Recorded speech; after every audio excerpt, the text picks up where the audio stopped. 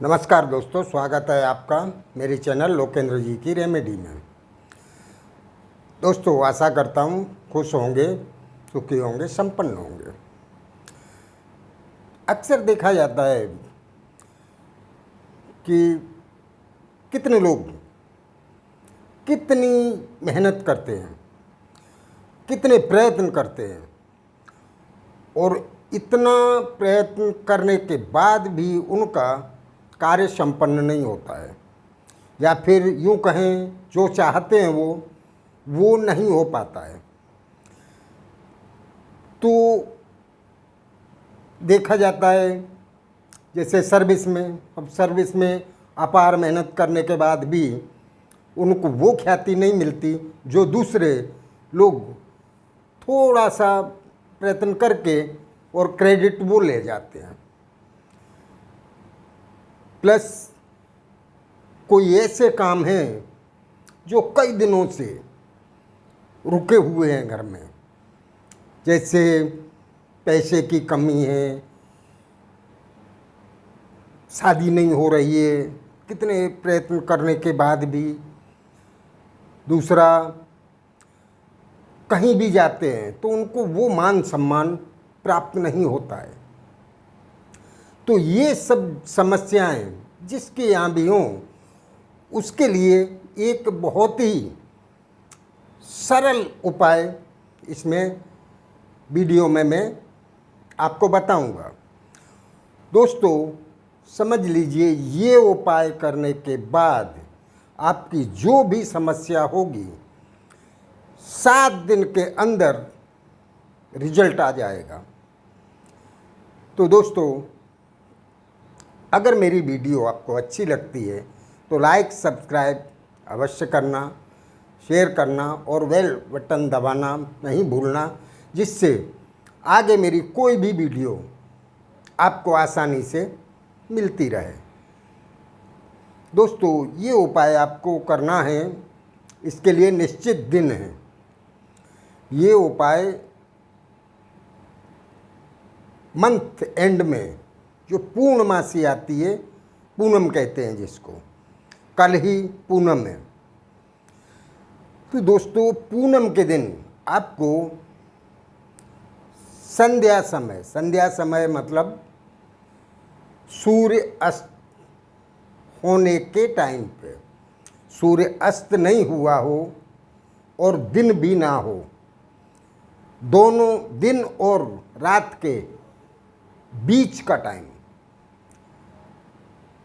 संध्या समय, सूर्य अस्त होने की कगार पे हो, ऐसे टाइम पे आपको एक ऐसा वृक्ष पहले से देख लेना है जिसकी खोह में कोई दूसरी वनस्पति उगी हो। फिर से सुन लीजिए दोस्तों, बड़े वृक्ष जो होते हैं उनके अंदर खोह होती है और उस खोह में छोटी छोटी वनस्पतियाँ उग जाती हैं।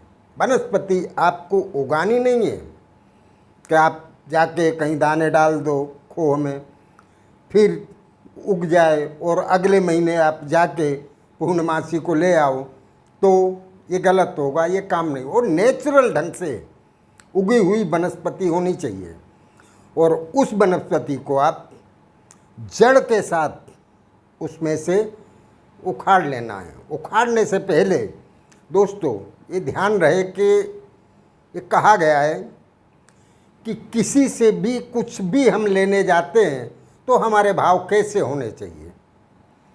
तो भाव ऐसे होने चाहिए कि हम किसी से कुछ ले रहे हैं तो हमें कृतज्ञता के साथ उससे वो प्राप्त करने का भाव रखना चाहिए और हम उससे मांग के ले रहे हैं।